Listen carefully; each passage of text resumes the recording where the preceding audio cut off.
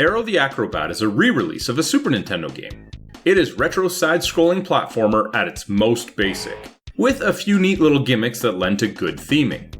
Right away, the most noticeable part of the game are the colorful graphics. It has the option of a CRT filter, which is always appreciated, especially since this is not a remake, but mostly just a port with a few cheats and options like rewinding time.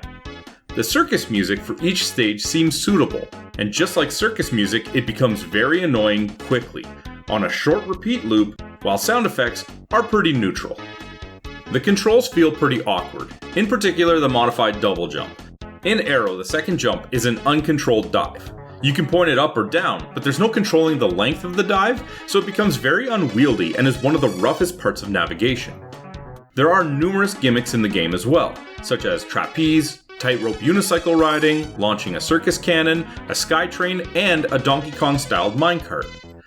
Some work fine, but there are issues with the jumping on the trapeze in it doesn't use momentum correctly and is counterintuitive. The minecart's jump timing is even worse. From a thematic standpoint, it has good choices and really matches the circus, but the movement doesn't work well. Level design is generally going through a pretty large space with many paths to find a certain number of objectives. For example, a level requirement might be to find 15 hoops to dive through. That means that you have to search for them all, as in if there are 15 needed, that's how many are in the level, and then you must reach the final point of the level. This means that you can, and I definitely did, get to the level end, only to find out that I missed something, have to backtrack and search the area from top to bottom, find it in an off path by the level start, and then go all the way to the end of the level again. Imagine if it was a requirement to get every Yoshi coin in Super Mario World, and if you missed one, you'd have to go back to look for it. But instead of the level being largely linear, it branches in every direction. I've played many other retro games such as Mario, Bubsy, and even Jazz Jackrabbit. This sort of level design is bad even for that era.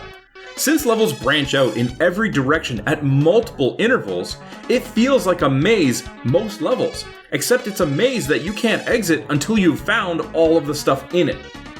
While the controls are not great, the level design is easily the worst part of the game, and borders on some of the worst platformer design of the era, which was actually a good era for these sorts of games.